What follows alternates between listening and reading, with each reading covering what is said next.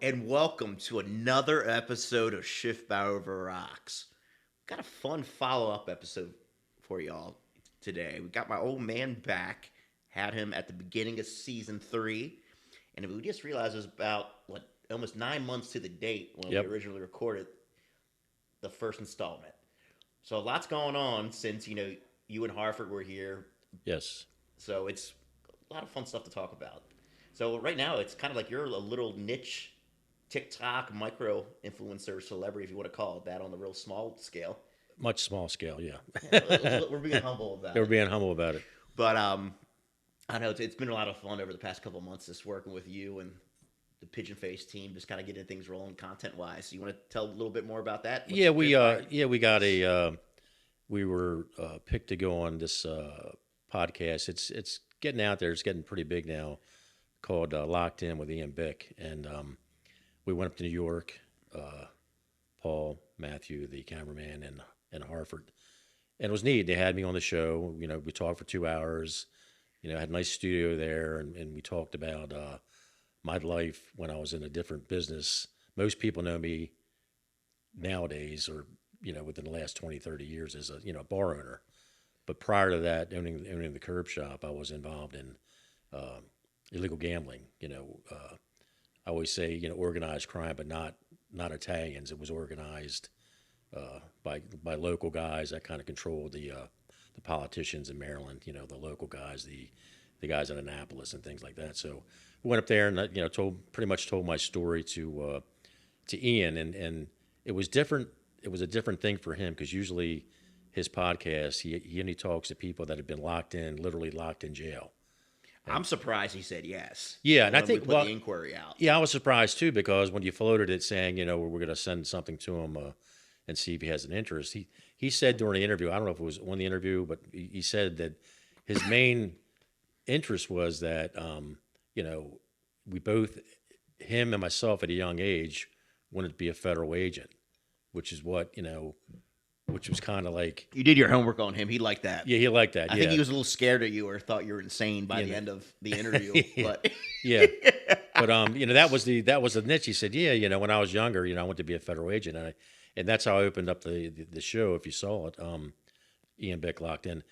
That I started out like in my high school yearbook. I wrote down, military, hopefully, criminal justice degree, FBI. That was my goal. That was my whole goal. Went in the military. Got a went into gunsmithing. I had a top secret security clearance. So my goal was either FBI, being a field agent, or being ballistics because of my weapons background. But then the crazy twist of fate was when I got out, went through the police department. I was waiting to get hired by the Baltimore City Police. I was presented this unique opportunity to work in this business, this vending machine business, through my brother-in-law, Sonny. And me and my wife, it was my wife's sister's brother, and we were dating. And I'm thinking like, I don't know, it seems a little sketchy, but what got me in there was money. You go from making $200 a week working in a hotel, which is a big deal back then. We're Yeah, talking yeah. like early '90s, and I was making, like I was 1990, out of the army. I was making $900 a month when I got out where inflation was a thing. in 1989. Shout out Papa Biden.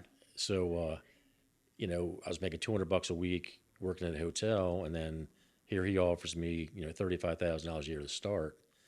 And I'm thinking like, what the hell? I'm gonna wait to try to be in the police. I have 18 months, 2 years to wait. I'll make some money as much as I can.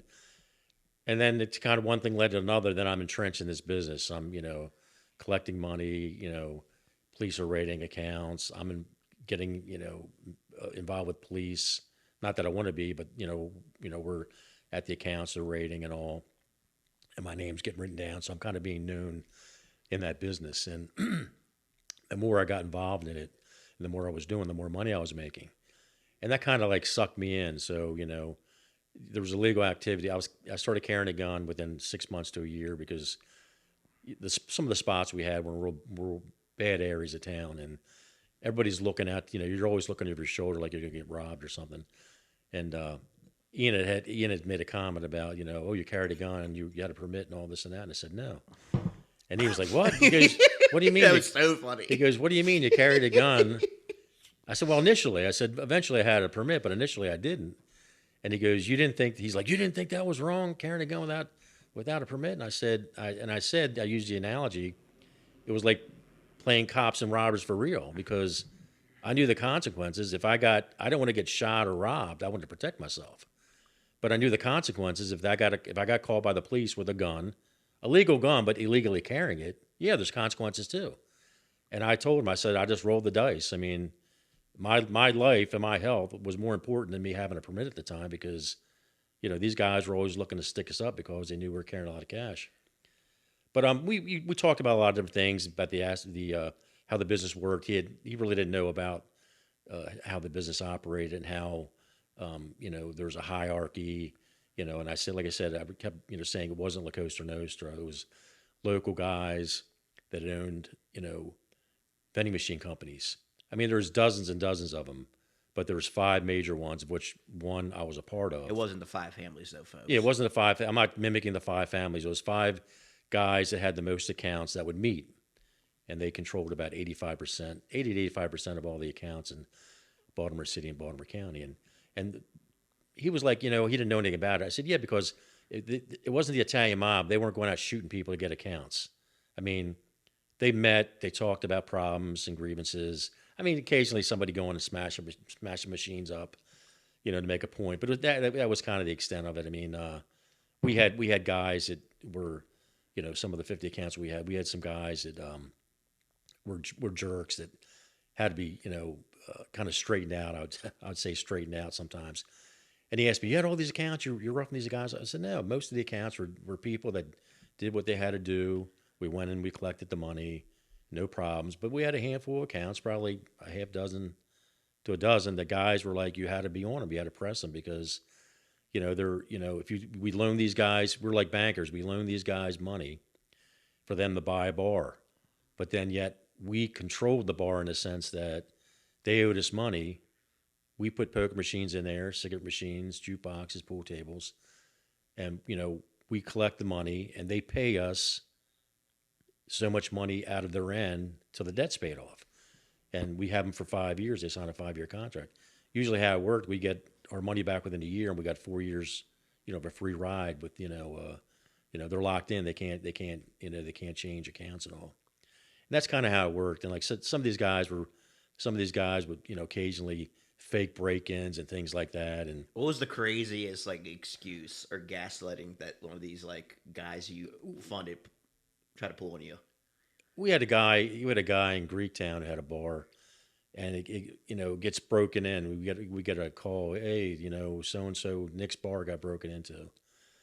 And I'm riding with Sonny that day. We had radios in all the car, and he's like, all right, let's go down and see what's up. So we go down there, and crazy thing was the day before collection. So the most money's in the machine, before we collect. No, he's flush. So whoever got in, they picked a great time to rob the place. They got a few $1,000. So he shows me the guy broke into the bathroom and all. I said, all right, fix this, fix that. So, when something like that happens, a break-in, we're responsible for the money. We'll give them half the money that was in there, and we know because there's meters and everything. It tells you how much money's in. And we, fix the place up and we'll move on. But then it happened again. About a month or so later, we get the call on the radio, Nick's bar, breaking. Oh, crazy. It happened the day before collection day again. So, Sonny, we go riding down there. He goes, I think it's an inside job. And I said, yeah, I think so. And he said, well, you're going to straighten this out. So how you straighten it out? Well, I'm thinking okay, so this is after I've been there a while. So he started pushing on me to do things because he wanted me to run everything, which eventually I was doing. So straighten it out. I said, we go in there, and the machine's broken into, and he goes, all right, go take a look around. He goes, Paulie, go take a look around and see. So I go in there, and bathroom, same thing. The bathroom's broken in, the window's broken into. They get in. It was like a little bathroom. It was a little bathroom. It had a little slide window, a little window that kind of bent down. It's almost like someone can't crawl through it. And it was just inside job. So, and then I had to say something because like I said, I'm getting paid big money to to work there and run this thing, and I just told you're like the equalizer. I don't know that. It was funny, if you look at some. Ian's the one that said, so you were an enforcer. You didn't say that. Ian coined that. I never said that, and I guess when I was talking about some of the situations I was put in, I guess I was in a sense. And so I just told this guy, Nick, I said, I looked at the window and I'm pointing at him. I said, you fucking blocked that window up. You fucking bricked that window up. You bored that window up. I said, if somebody else comes in here and breaks them fuck machines, I said, I'm going to come down here and break you up. And he's like, yeah, I can't believe it wasn't me. And I said, well, you better hope it wasn't you. But I said, until you get that thing fixed, you bring your fucking pillow down here and you sleep in this bar. And he's like, they kind of gasping. And, it's like. He didn't have to sleep in the bar, though. No, I was mad because he got it fixed. He got it fixed, but I was like making my point that if it happens again, it's his ass. Yeah. That we know it's you. I made it clear we know it's you. And I wasn't brought up that way, but being in that business with certain people, and I told Ian this on the podcast, I said certain people, all they understand is the threat of violence happening to them or the actual violence happening to them. And this guy, all he understood was he would keep breaking into his machines, our machines, saying it's the boogeyman unless something took place. So I basically told him, it happens again, there's going to be some serious violence going on here. And I made it clear it was going to happen. And we never had another problem there. And it wasn't everybody. It was some of these people. That's how you had to talk to them, because you can't go in there, oh, please, Mr. Nick, can you please do something? They don't understand that. Not, you got to tell them, that you know what the deal is and you better resolve it. There's going to be some issues. So, did you ever, I know you said you weren't brought up that way, and I know you weren't. No, I wasn't. I mean, and as you can probably attest to it, like when I got out of that business, Sonny was your godfather. You never. I don't have any living memory of him. I think you're about 3. I mean, and you don't remember him. You never met the man, and you and Matthew, the cameraman, my other son, they didn't find out about a lot of this until you dug up one of my manuscripts, original ones, probably when you were 14. I started working on this book years and years ago before I got Harford. Well, probably like 15 plus years ago, maybe 20 now. Yeah, and then, it was originally an idea. And I wasn't a writer. It was an idea. I had some chapters out, and you were reading through it, and you're like, did any of this shit happen? Is any of this true? And I'm like, well, it's based on some reality. But when I sold the bar, I had time, and I got with you, and I said, you want to do it? I want to do it. I can write, but I'm not a writer, but I have a story, my life story. And that was but it was a very interesting scenario. It's like, how do we achieve this goal as if like any business challenge? It's like, all right, you're not a writer. I'm not. I can write, but you didn't go to college. I didn't go to college, but I have a story to tell that I think is pretty interesting. And how do we convey it? And then we essentially sourced Harford. Harford Hopson. We told a little bit about that on the first installment. Who we brought on board, he's a great writer, and he's a big asset to this project. And his dad thought he had to get protection for him at first, which was so fucking funny. It was funny, and he didn't he didn't tell us until that day. He didn't tell us to the day we did the first video. This is years later after we wrote the book, and he said his dad's a retired city cop. Yeah, and his dad said, I thought you were in the jam with me. That I was like, he owed me money, and I'm forcing him to write this book. Or I'm gonna, collect the money from his skull, That's so fucking funny. And he's like, no, it's not like that. So that was his father's perception of me, and I guess his perception of how that business operated, years ago, because some of these guys are knuckleheads in that business, It's speaking of knuckleheads, I know you said like being on Ian's podcast. I mean, we're being modest. It's a pretty big podcast now. It's kind of crazy the growth he's had. Yeah, I mean, since we've been on there, he's really picked up. And it was really cool experience. I really thank him for having us on there. I know like some of the bigger episodes, like the Cartel or Mafia, he's had like guys locked in. Yeah, oh yeah. You want to tell? You told me a story. You haven't really shared it too much. The time you had a run in with some Italians. Yeah. It's a fun story to tell. It's a story. It's a crazy story, and it's on one of the YouTube spots I talk about, but I haven't talked about it on a podcast or with Ian. As a guest appearance, yeah. As a guest appearance, and it was like Sonny was a big gambler. He said it like a degenerate gambler. Like low key, but like high key. Low key, but he gambled a lot. There's a guy in town called Johnny Polana who was connected with the outfit up in New Jersey. We knew that because once a month they came down, black Cadillac, Jersey tags. That's why you didn't fuck with him, though. And they collected money. No, I mean, he knew us. We went over there. He was an associate. Sonny gambled with him. Sonny always paid him. He lost, he paid him. But Sonny didn't like to pay people, if you didn't have to. So we're at a bar one night, and we're at a nightclub over in Stumpy's, over in Parkville Shopping Center, and then he gets I think it's a wind. liquor store now, right? No, it's nothing anymore. It's like It's nothing. it's like a grocery store, part of a grocery store Yeah, I now. think it's like a Giant or one of those. Yeah. So anyway, he finds out we're in the bar hanging out at this nightclub, and he finds out there's this after hours gambling parlor. With craps, roulette. Girls walking around with drinks. And he goes, "Come on!" He goes, "Come on, brother, you ride with me." And this is like one of the last times I ever got in a car with him, because I caught all kinds of shit getting home at 5 o'clock in the morning. It's like hanging out with that one friend you should be hanging out with late. But I mean, I'm working for him. I'm doing things for him. He's like, "Let's go." So he gives me 25 grand. And I got like 25 grand in my jacket. And you're gonna get into something. We know we're going to get into something. He wants me to hold because I got a gun, and he So wants, hold the money. he wants me to hold the money. So we go over there, and it's this old stinking ass garage off of, I think it was off Harford Road. Was it the county? Harford or Bel Air, it was in the county. You would not think it was there. No, we pulled up this garage. I'm thinking, like, what are we doing in this fucking garage here? And there's like Mercedes, and there's like Corvettes and shit. And I'm thinking, like, man, this guy must do some decent work. But we see this guy get out of this like Land Rover, I didn't know. I didn't know what the fuck we were going. And then he goes up this metal staircase. He's walking up there, and we see him tap on the door. And this big dude opens the door, and he lets him in. And Sonny goes, "That's where we're going." I'm like, "Okay, that's where we're fucking going." So we go up there, and we knock on the door. He knocks on the door, and this big fucking guy answers the fucking door. He's got a gun on the holster. I'm thinking, holy fuck, what were we getting into? And he's like, "What?" And he says, "Roland." And Roland was a local bookie. And Roland was using his notoriety of knowing people with money to get this game rolling. But he wasn't Pun intended, but no pun intended. Yeah, he wasn't bankrolling. It was these two Italian guys. So we go in there. It's just like a little mini Vegas. If you can think of a mini Vegas over top of stinking ass garage. I mean, craps, roulette, girls walking around with drinks. Had a little bar set up in the back. I mean, smoking area. There was drugs and shit there too. And so Sonny's going to town. He had roulette, craps, blackjack. They had all the shit going on. And I'm giving him money. He runs that, boom, boom, give him five. So I'm like 5 o'clock in the morning. I said, "Man," I said, "I could get my fucking ass out of here." I said, my wife's at home. He could stay out all night because he lived out of state. So he would stay up 3 nights a week at a hotel just to fuck off. And I would do all his shit for him. So that was kind of like, "Oh, I got to go to work, honey." But, I'm doing the work. He's just fucking off. So I got a ride from rolling out of there, get to my car, get home 5:30 in the morning. My wife gives me some grief, and I lay down, and he calls me like 6:30. "Man, you got to go do my round. You got to collect the money today. I'm all fucked. I said, "I'm still over here gambling." I was like, "Okay." 6:30 in the morning. He's been up all night. He's been up all night. I mean, I just got home. I just laid my fucking head down. And he's like, "Man, just go over there. Just do my route."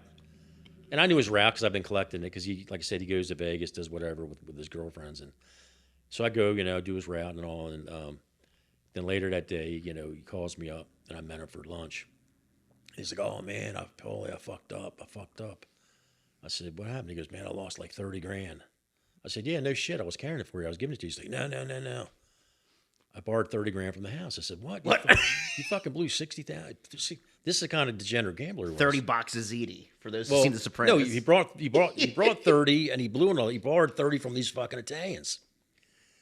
And I'm like, "Man," he goes, I said, "What are you going to do?" I said, "You better fucking pay." He goes, "What do you think I should do?" I said, "You better fucking pay these guys, He's like, "Fuck them. I ain't paying them." I was like, "Dude, they're Italian. Do we know if they're connected or not? He's like, "I don't give a fuck. I ain't paying them." So the next day comes, and the woman who works in the office, Janice, she's this older Jewish lady. She worked for the guy previously. She's been there like 35 years. She's like decor. Like she's just part of Yeah, the she's business. like part of the business. And Ira and Sonny had this place like 2 years now. So she just kind of came with the place. So we get back from collecting and comes in. She's like, "Sonny, these guys are calling. They're making threats. Where you at? We're coming over there. That motherfucker better pay me." So then Ira's in the back saying, "What's going on, Sonny?" He's like, "Oh, don't worry about it. Don't worry about it. Some guys. Ira's like the minority partner, right? No, he's the minority. Sonny had told me when I started there, he goes, "Ira's the president, vice president, everything. I'm the treasurer."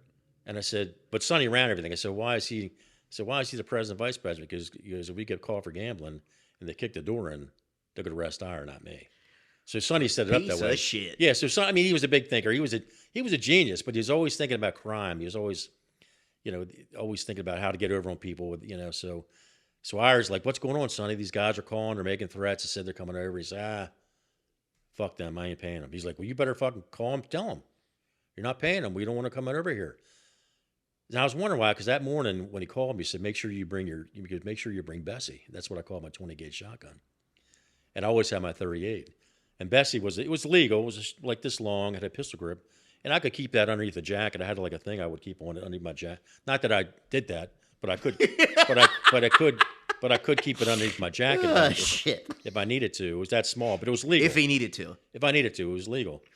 So I had that too. So they're calling, they're coming over. And Sonny's like, "Oh, fuck them." So he hit his car in the garage that day. So his car wasn't outside. So I'm thinking like, man, what the fuck's going on? So I'm in the back, we're in the shop, it's kind of quiet. They're calling. Then he stopped calling. So I'm in the back of the shop. Sonny's in the counting room. It's a big room with all the machines where you count money and the safes. And it's secure. It's got a big metal door. And then it's Ira's office. And then there's a desk where Janice is. And the door, you have to get buzzed in to come in that door. It's a steel door. They got to see who you are. Someone's manually got to let you in. Somebody has to let you in. You're not getting in that fucking shop unless you're buzzed in.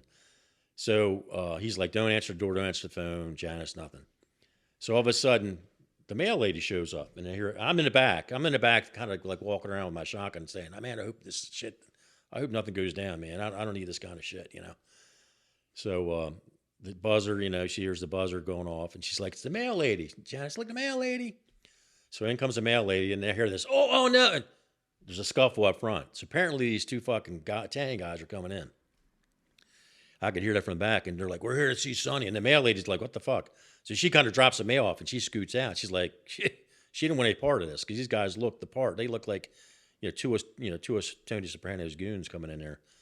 So I hear Sonny's door close, but boom, he's in this fucking locked, safe room, Like and Uncut Gems when yeah, he's in this fucking Adam safe Sandler room, locks himself in. That's where we had the safe and the counting machines, and we put the money. So Ira's in his office, and they're like, "Where's Sonny? We're here to collect her." And Janice, and Ira stops her, says, "Oh, I'll deal with this, Janice. Come on back, guys. Come on back, guys." So I'm leaning with my head on the door. I'm listening. I'm right behind his office, and I have my fucking shotgun there. And they come in like, "Oh, we're looking for Sonny." He's like, "Oh, what can I do for you?" And I hear him sit down. They're like, "Well, he came over, lost 30 grand, didn't pay us yesterday, so now we're here to collect 35." And Ira's, they would put interest on it. Yeah, with one day they added $5 grand to it. So Ira's like, that's between you and Sonny. It has nothing to do with me. You got to It had something to do with Ira. They made it. Well, he's like, but he was right. It has nothing to do with me. I didn't gamble. He was like, They I didn't didn't give a fuck, though. I didn't gamble. They want their money. And they said, no, you don't understand us. I can hear him, with a heavy accent. You don't understand us.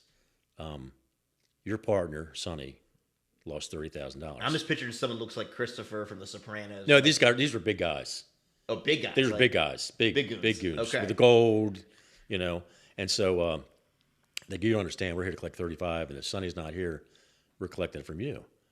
And Ira's this, Jewish fella. He wasn't that big dude. He was like 170 pounds, like 5'8". And I can just see him standing up saying, what are you going to do? This is like 1993. What are you going to do? And at that point, I heard all fucking hell break loose in that office. It's like, boom. I heard all hell break loose in that office. Like, they threw him down. I heard shit rattling, the desk, the chairs. Then I hear this, I hear boom, boom, boom. And I'm like, man, it sounds like Ira's in fucking distress. I mean, he's getting fucking his ass beat. Push around. Oh, it sounded like a whale. You hear like crack. Ooh, crack. Okay. So I'm thinking like, man, I didn't hear fucking Sonny's door open. I'm listening like, that motherfucker didn't come. He calls all this. He's fucking in his office. So I'm like kind of nervous. I'm like, so I'm like shaking a little bit. So I got my shotgun. I fucking cranked that door up and I pushed it. And I come walking to that door and I cocked that thing. And they saw one round come out of it. They knew it was loaded. And I said, you guys need to back the fuck up. And they kind of stood up, went like that. And when I went through that door, it was weird. It was like everything was in slow motion. If you're ever in a crazy situation, maybe a car wreck or something, or some kind of traumatic thing, like I PSD from it.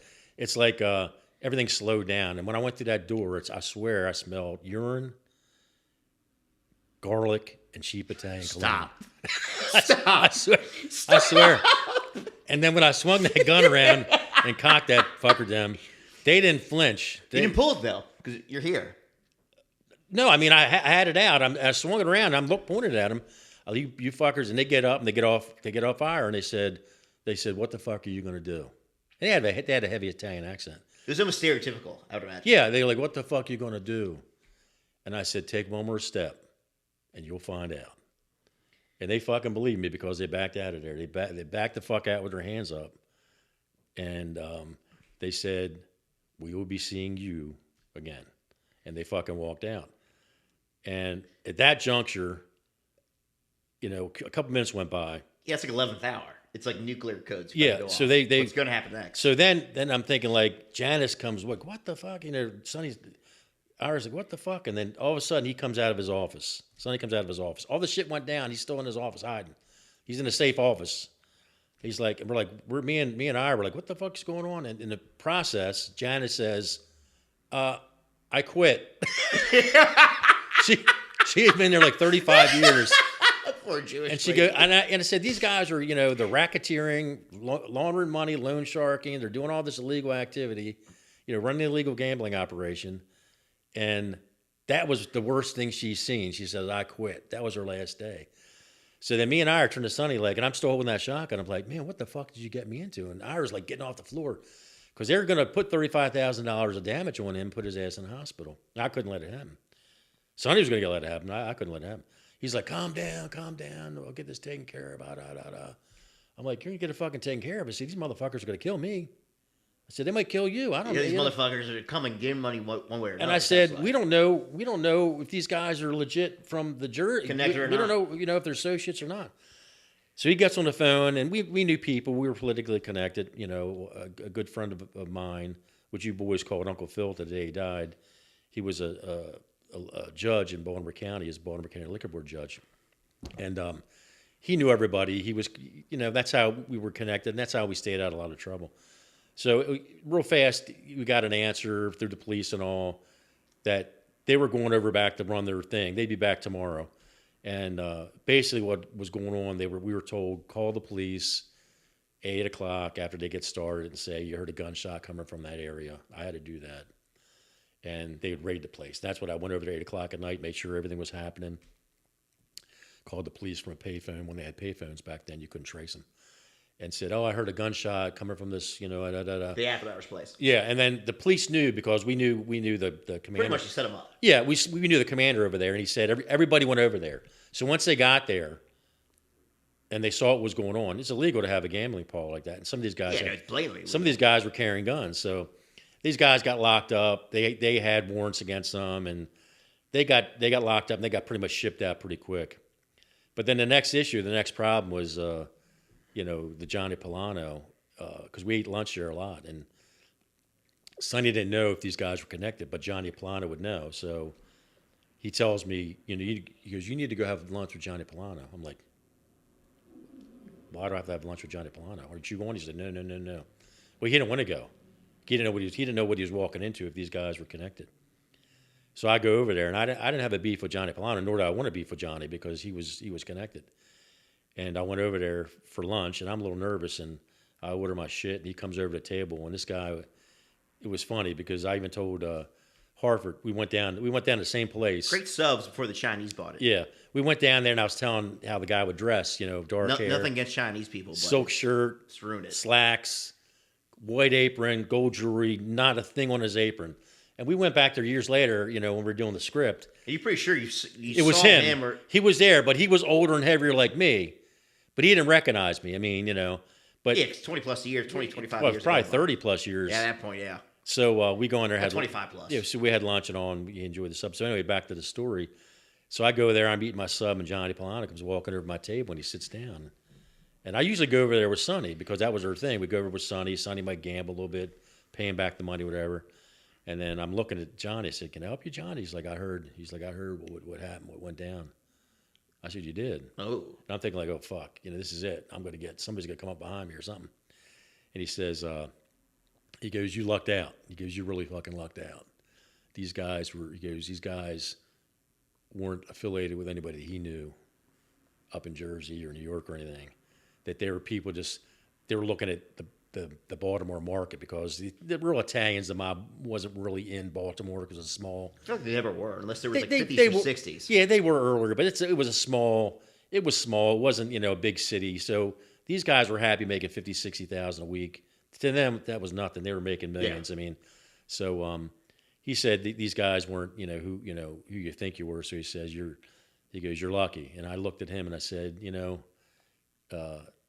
better be lucky than dead, and he just said, I got your lunch, and I scooted on out of there. That was probably one of the worst things I was put through with that shit because, like I was telling you both my boys at a different time, if you pull a gun on, it's not like the movies, you pull a gun on somebody, you better be goddamn sure you're going to use it. Not that I wanted to shoot anybody, but they could have easily charged me, or they could have had a piece of pulled something at some point where it's just going to pop off at that point. And they did, and it could have been a bad scene, but really bad scene. But I guess they looked at me, and I was out of the Army. I had that crazy look, and they figured maybe I was crazy enough to pull the trigger. Apparently, you look like a full metal jacket motherfucker.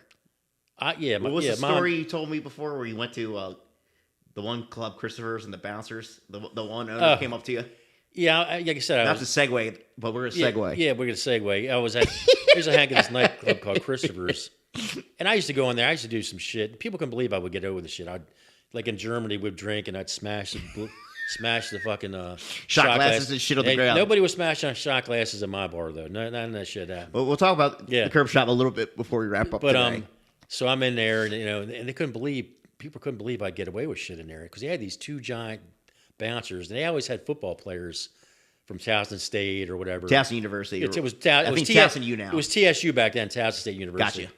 So we always had these two biggest son of bitches, gorilla-looking guys at the door, And so, people are like, man, how do you get away with all this shit and acting up? I said, ooh, nobody fucking bothered me. So one night I was in there, and the manager, the guy around the GM, came over, and he's tapped me on the shoulder. He said, can I talk to you? And I'm like, what the fuck do you want? What do you want? He goes, can I talk to you for a minute? I'm thinking, oh, man, you're throwing me out. What are you doing, And he goes, you want a job? I said, do I want a job? I said, what? Doing what? He goes, I want you to run my security staff. He goes, I want you to, be head of security here. Help us out. And I'm looking at the door. I'm like, dude, you got two of the biggest motherfuckers I've ever seen standing at the door there. Why do you need me? Why do you need me to run the security here? He goes, because they're scared to death of you. And I just fucking laughed at him. I said, shit. I said, well, toughen them up or get somebody else. I said, and so that was kind of comical. So I guess I had that look out of the Army, the little unhinged look, especially if I had a few drinks. You got stories galore. That's the most detail I've heard of the one with the Italians. Have you told it before? But not I've told it before. Level, yeah. Like in passing. Save some of the stories for people to check out your YouTube channel to learn more. Yeah, check out the YouTube channel. You can give it. It's under Pigeon Face, and I pretty much tell Pigeon Face Pub. Pigeon Face Publishing. I pretty much tell a story, not all the stories. It's like like an hour and a half of content. It's like an hour and a half of content. I mean, in terms of this broken up. And then we have, I told when the Ian Bick Locked In podcast, we talk for about an hour and 20 minutes, and I'm telling stories, not the story. Some of the comments on that fucking video were hilarious. That's why I have my phone by me right now. Yeah, and don't even have to read them because you just gotta watch his interview and read them for yourself. It's so fucking funny. Some of the stuff it's funny, say. And I knew, putting myself out there that you're going to get comments, good comments. We had a lot of good comments, just a couple of bullshit comments, but I always say, assholes have opinions, so that's how it is. I think it's something like that. That's my way to say it, yeah, but check out those things. We're out there. I'm on TikTok at themachineman.com. And we're, you got a couple other scheduled podcasts coming up. We got 2 more coming up in the next few months. And at least shout out to the real ones, John Berthal. We want to get him on John Berthal. Yeah, because I think that would just be fucking perfect. And the correlation with him is we own the city. We run the city. Well, I'm sorry, we run the city. I thought it was we own the city. Marty, can you clarify that? Let me fact check. He's gonna fact check it. Yeah. But with that note, I just want to talk about a little bit about the bar business before we wrap up today. Just talk about you owning, and you were in the bar business from like this enforcer standpoint for a number of years, and then you transitioned to a bar owner. How would you describe the bar business, being as like an owner? I mean, it's a lot of work. You get out what you put into it. I love doing that. I mean, because I'm a people person. And it's funny because, I was in that business, bought the bar 93, out of that 96, and then slowly, totally running the bar after 96. Just that was it. And after a while, I didn't see any people that I was involved in with the machine business. It filtered out. It filtered out. That's good. And nobody, and like when I probably tell these stories, people are probably like, "What the hell is he talking about?" Because they didn't know me. They didn't know me when I was in that industry because I just ran. You weren't the scary guy. You were just the guy. Yeah, I was a guy that had with the an lucky apron, guy, half the time. apron, and cook your food, and I would tell some stories, but Well, didn't Paul and Goodfellas own like a little like diner or like a little rrestaurant? He would do that. And yeah, it was like a certain little. I cutscenes. think it was like a little diner he owned or something, which is actually fucking hilarious now that I'm thinking about it. like a sub shop. But Paulie. But I liked owning a bar, and it's so for 23 years, and it made a lot of interesting people, a lot of friends. And Interesting's an understatement. I mean, it's unfortunately it's closed down now, but it was a neat little melting pot. It was right in Mount Washington, and the ex-governor O'Malley would come in there, judges, lawyers, doctors, a lot of police would hang in there, and then you had stonemasons, bricklayers, people cut grass. I mean, it was just a neat little mix. You never knew who you were sitting next to. So I think that's why it worked so well. I don't miss the hours and some of the craziness, but I miss the money, of course. But I mean, I got out at a good time, and then just moved on to, what I want to do, write this book and then write a script. Tell stories. And tell stories. And so I'm doing that now. I mean, it's, people are probably saying, what the hell is he talking about? But it's part of my life. And that's, I'm trying to do this and pitching this story in the book. And it's not, the book isn't the whole story in its entirety. It's just some of the story. So I have to say, this growing thing of Iron Man, I always thought the regulars as regulars. Like, you got John and Tiffany and Drew and these cats and Herbie. And like, all right, that was normal. You guys, they're normal. I'd bring you guys down there when you were kids. You come in, sit in color, and see all these guys coming in and out of the bar. And then, like, as I get older, I go to bars, and I'm at like a regular at like a place or two down in downtown New York. Your regulars compared to regulars that I met at other bars are like the fucking X-Men. They're fucking unreal people. Not like bad people. No. And some of like their characteristics were insane. And they would do, and some of these guys would do anything for me. Like if I, which is really cool from like a customer if I needed something standpoint. done, I'll fix your roof or do this and do that. Hey, I'd pay him or give him beer. Usually they want to trade. Hey, let you run a tab for a week. Hey, cool, run a tab. It's so fucking funny. You sold the bar in 2016, and then another owner took it over for a little bit, and then they closed shop. But he never had a POS system. I remember working for him. We would fucking tally shit like 1, 2, 3. Yeah, when we had if people had like tabs running, it was so fucking funny. We had it was paper so tabs. old school. Yeah, it was really old school. You're like, nah, old school cash register. That's all we need. So it worked. It worked for years, But I love too. Like you would have like nicknames for people. Yeah, everybody had nicknames. Super Dave and the Governor, and people had different nicknames. So some I don't want to say because it might offend people, but Oh, it was all positives. Yeah, mostly positive. But it was it was you guys grew up in there. You were kids. And it was like Cheers, but like it was like Cheers. It was like Cheers at a mental facility sometimes. And they like Marty's cracking up, and they like down there too as a they kid. like escaped, and like wondering why are they here? Why are you here? And it's just almost like a little cult.